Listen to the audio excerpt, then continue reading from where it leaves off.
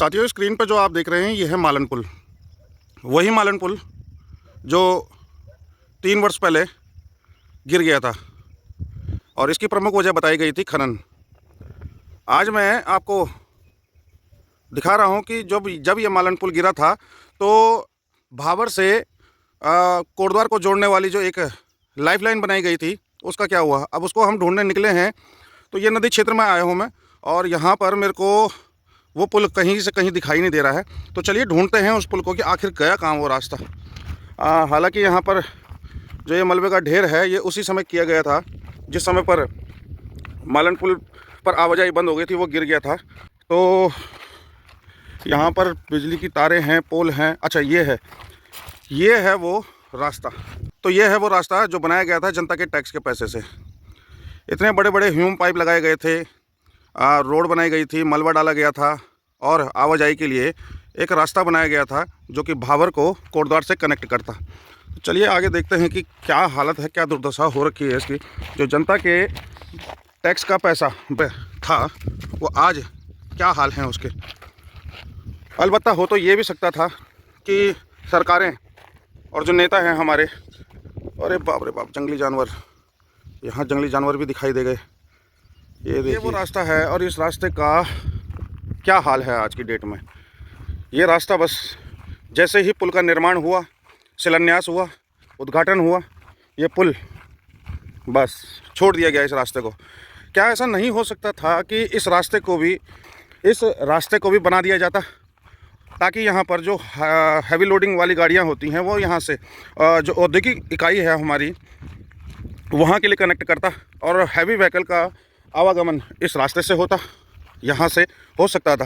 परंतु नहीं, वो पैसा ऐसे ही फौरी तौर पर लगाया गया और लगभग डेढ़ वर्ष तक इस पैसे को यहाँ पर यूज़ के लिए दिखाया गया और उसके बाद ऐसे ही छोड़ दिया गया।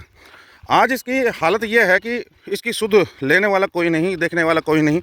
मतलब जब आपदा आती है या कोई दिक्कत परेशानी होगी तब तो हम यूपी में रास्ता बना सकते हैं, परंतु जैसे ही हमारे रास्ते सही हो गए, ऊपर वाला पुल सही हो गया, तो इसका अब ये यूपी में आ गया, इसलिए अब ये ऐसे ही छोड़ दिया गया है। ये हाल है इसके। देखिए, आप देख सकते हैं कि ये हाल दुर्दशा हो चुकी है। कहाँ गए वो 2 करोड़ रुपए?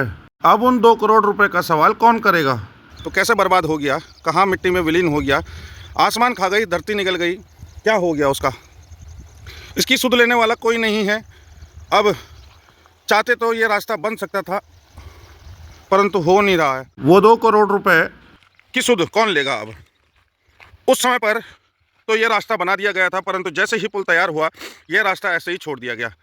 सवाल ये सत्ता से ही है कि वो जनता के टैक्स का 2 करोड़ रुपए का ऐसी दुर्दशा क्यों हुई, क्यों इसको ऐसे छोड़ दिया गया, क्यों इसे बनाया नहीं गया ताकि यहाँ पर हैवी व्हीकल जो कौड़िया बैरियर से होते हुए कोटद्वार के अंदर एंटर होते हैं वो मेन रोड पर ना आकर यहाँ साइड बाईपास होते हुए सीधा औद्योगिक इकाइयों के लिए निकल जाते। ये रास्ता उसके लिए यूज़ किया जा सकता था परंतु नहीं हुआ। जबकि मैं आपको दिखाऊं तो अब ये ऐशगाह बन गया है। किसके लिए? ये बन गया है खननकारियों के लिए ऐशगाह।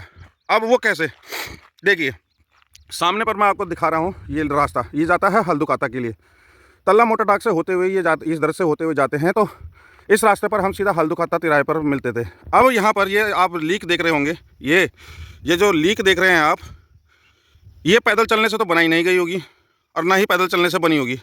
ये बनी है ट्रैक्टरों की आवाजाही से।